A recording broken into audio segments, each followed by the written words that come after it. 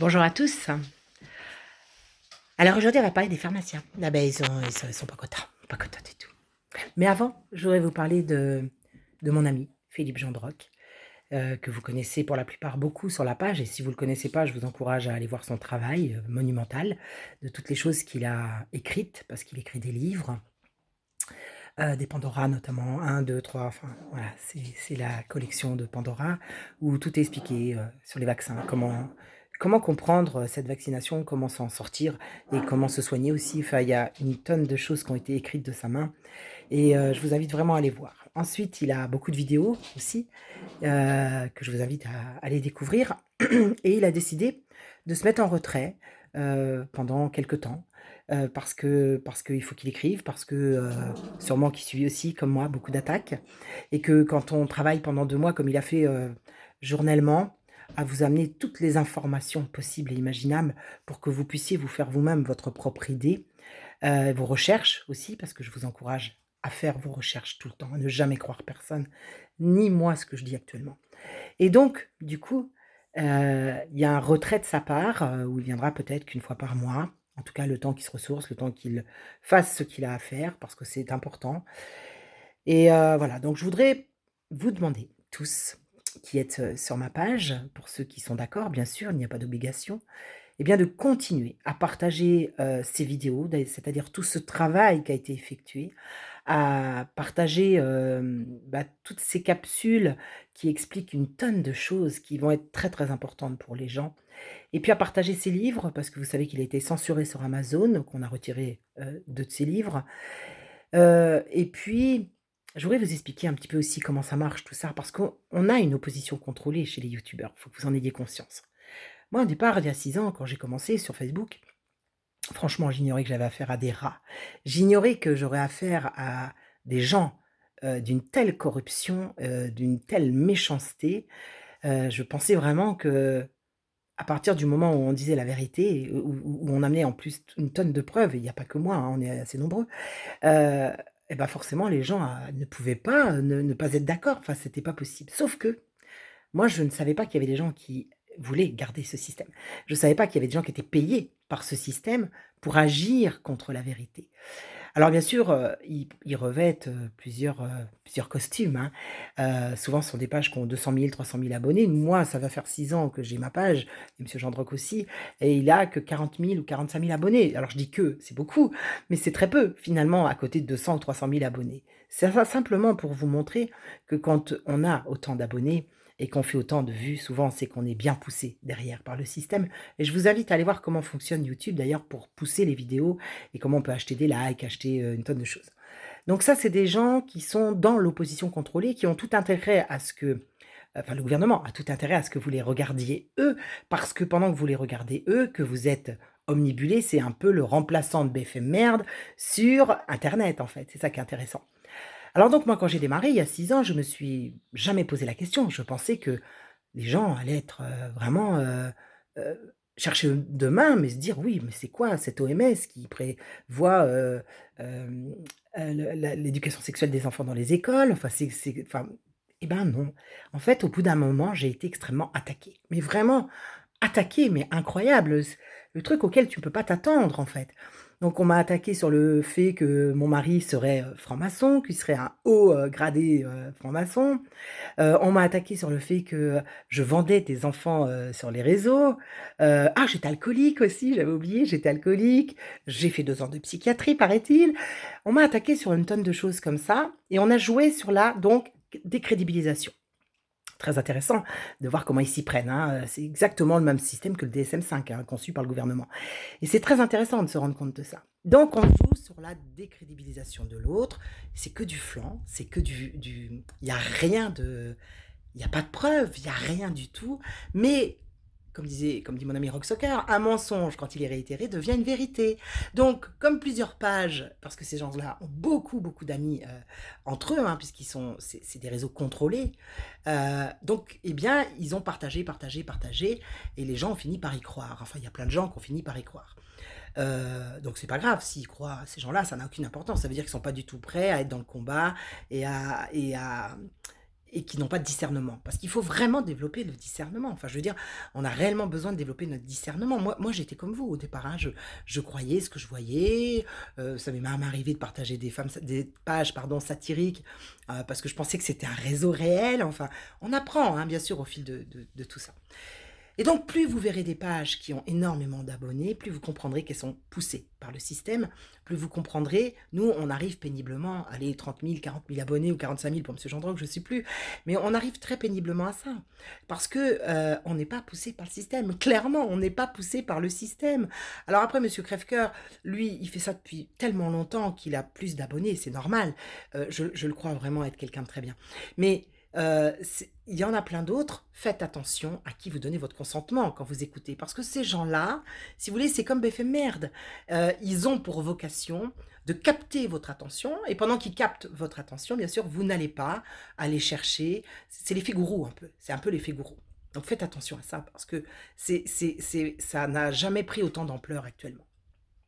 Et donc, forcément, vous pourrez trouver énormément de vidéos sur moi, toutes plus drôles les unes que les autres d'ailleurs, où vraiment je suis accusée des pires mots. Puis alors, avec des gens qui font des vidéos, c'est super drôle de les voir. Je peux pas m'empêcher de rire, pardonnez-moi, mais c'est tellement drôle. Il y en a une l'autre jour qui a dit, elle a les yeux grands ouverts, elle était en train de t'hypnotiser, tu vois. Moi, j'ai des dents incroyables, là. Ça, bon, ça, je ne pouvais pas vous le dire non plus, mais j'ai des dons incroyables. Enfin voilà, tout ça pour vous dire qu'on est dans une opposition, une espèce d'opposition contrôlée sur les réseaux sociaux et qui est là pour vous contrôler. Et puis vous avez d'autres façons d'agir hein, par l'opposition contrôlée, c'est de vous envoyer des trolls. Alors des gens qui sont là pour vous décrédibiliser, des gens qui sont là pour dire c'est de la fake news, des gens qui vous posent des questions insidieuses, mais ah ça te plante la graine du doute. Enfin voilà, donc c'est pour ça que je vous encourage toujours à aller chercher par vous-même, que je vous encourage toujours à faire vos propres recherches et que je vous parle de M. Gendroc parce que lui a fait ses propres recherches, a traduit des milliers de documents pour vous amener les preuves irréfutables de ce qu'il dit, évidemment. Donc c'est pour ça d'ailleurs qu'il n'est pas attaqué ni en prison, c'est parce que les preuves sont irréfutables et qu'on ne peut pas attaquer sur quelque chose qui est existant, si vous voulez. On ne peut pas dire c'est de la fake news quand c'est existant, hein, quand c'est prouvé par des médecins, des scientifiques et tutti quanti partout à travers le monde. Donc voilà, c'est pour ça que je vous parle de mon ami Philippe, parce que, bien sûr, je trouve très injuste qu'on puisse attaquer des personnes, puisque pour l'avoir vécu moi-même, d'ailleurs la seule personne à l'époque qui s'est élevée, c'était lui, M. Gendroc, donc je n'oublierai jamais ce qu'il a fait pour moi, alors qu'on ne se connaissait pas plus que ça, du tout.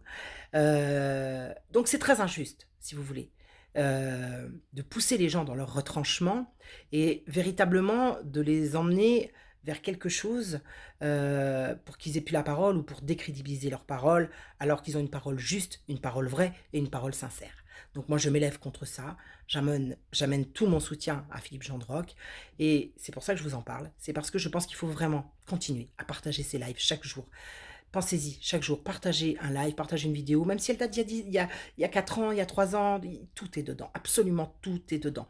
Partagez ses livres, parce que vous savez qu'il a été censuré sur Amazon, donc partagez ses livres, et puis kojiito.com, je vous mettrai tous les liens bien sûr en dessous de Koji Ito et du reste, parce qu'il faut que les gens sachent comment nous sommes censurés par nos médias, mais aussi par l'opposition contrôlée qui est sur tous les réseaux sociaux et qui est là pour nous contrôler, pour nous faire taire, pour nous décrédibiliser, pour faire tout ça. Vous savez, il y en a maman qui a dit qu'il me pousserait au suicide. Il y a cru, je te jure, il y a cru. Enfin voilà, donc c'est très très drôle de voir ces gens qui essayent vraiment de te détruire à petit feu tant qu'ils le peuvent. Voilà. Alors maintenant passons aux pharmaciens parce que les pharmaciens, c'est pareil.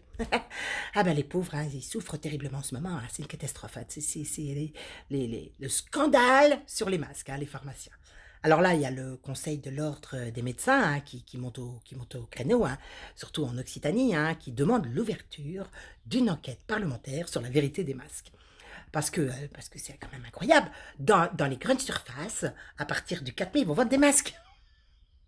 Ça, c'est inacceptable. Inacceptable pour les pharmaciens. Parce que eux, voilà, on les a obligés à gérer les stocks, ce qu'ils ont accepté du gouvernement. Oui, parce que vous avez accepté, les gars, quand même. Hein, vous avez pris peur, vous avez accepté, vous avez été des bons moutons, comme vous êtes habituellement, les pharmaciens. Hein, et maintenant, vous demandez des explications. Vous demandez des explications, c'est surtout pour les pépette, hein. Ah bah, il y a que ça qui vous intéresse, vous, hein, en priorité, hein. Alors, ils se sentent lésés, ils se sentent dupés. Dans un communiqué, le Conseil de l'ordre d'Occitanie dit les masques sont vendus dans les grandes surfaces. C'est drôle de. Bon, pendant que nous, on n'avait pas de masque du tout, hein, qui aurait pu nous aider tous, hein, là, ils n'ont pas bougé. Là, ils n'ont pas bougé. Ils ont mis sur leur vitrine, on ne peut pas vendre de masque, sous peine de 5 000 € d'amende. Mais ils les ont pas, hein, les pauvres, ils sont tellement pauvres. Ils ont pas pu désobéir. Ils peuvent pas, ils sont tellement formatés qu'ils peuvent pas désobéir. Ah bah, c'est comme les médecins, c'est comme tous ces gens-là, ils peuvent pas désobéir. Alors, du coup, qu'est-ce qui se passe? Ils sont très très mécontents parce qu'ils se demandent comment 500 millions de masques à usage unique et réutilisable peuvent être vendus dans les grandes surfaces. Enfin, quand même, qu'est-ce que c'est que ce bazar? Attends, non, c'est pas normal, c'est inadmissible, hein. Comme dit Jean-Marie Guillermin, il dit c'est purement scandaleux, qu'il dit. C'est le président de l'Ordre des pharmaciens de Midi-Pyrénées. Ah, ils sont en train de se rebeller, là. Ah, ils se rebellent grave. Alors, ils disent pendant cette semaine, nous, on n'a pas pu en vendre. On a dû gérer les stocks en priorisant les personnels soignants, les plus fragiles. Alors ça, bien sûr, hein, je comprends. Mais vous en aviez plein, vous auriez peut-être pu les distribuer et désobéir. Ça s'appelle la désobéissance civile, les gars. Hein, ça s'appelle comme ça. Mais bon, vous pouvez pas tellement. Hein. Ben non, je sais bien. Vous êtes complètement aux pieds et mailliers, hein, avec l'ordre des médecins, le gouvernement et tout ça. Enfin, c'est ça, hein. C'est ça la politique sanitaire. Hein. Alors, on a aussi le Bruno Galland, hein, le président de l'Ordre des médecins pharmaciens, pardon, d'Occitanie. Lui, il dit les questions sont nombreuses. Les questions sont très nombreuses et il se demande encore comment les grandes surfaces peuvent trouver aussi facilement une telle quantité de masques. Et il se dit qu'ils sont écœurés et il demande des comptes. Bon, avant, il ne demandait aucun compte.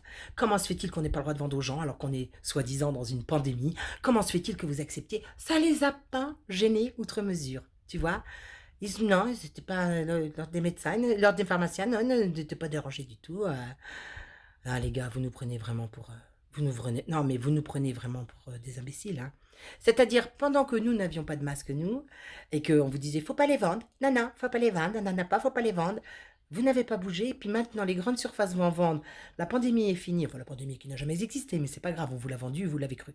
Et ben non, là vous n'êtes pas content. Faudrait que ce soit vous qui ayez encore une fois de plus le monopole vous avez déjà le monopole des médicaments, vous avez le monopole de tout. C'est incroyable. Il vous faut encore le monopole des masques. Hein? N'a pas assez. T'en as pas assez. T'es trop malheureux. Vous acceptez tout. Vous avez accepté, par exemple, le dossier pharmaceutique, parce que ça faut que les gens le sachent. C'est un outil professionnel qui est destiné à sécuriser la dispensation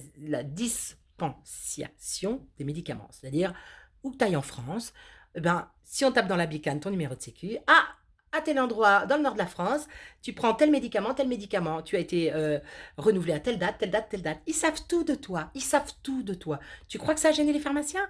Oh non, parce qu'on leur a vendu pour le bien-être des autres. Comme le manque de masques, on leur a dit, il faut prioriser. Eh ben, ils y ont cru, ces petits moutons. Ah, mais ils croient à tout, qu'est-ce que tu veux? Et puis bon, ça les arrange aussi un petit peu, il faut quand même en avoir bien conscience.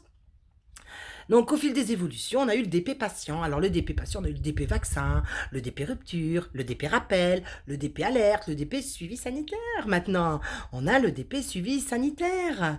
Ah, les gars, et vous vous plaignez de quoi en fait?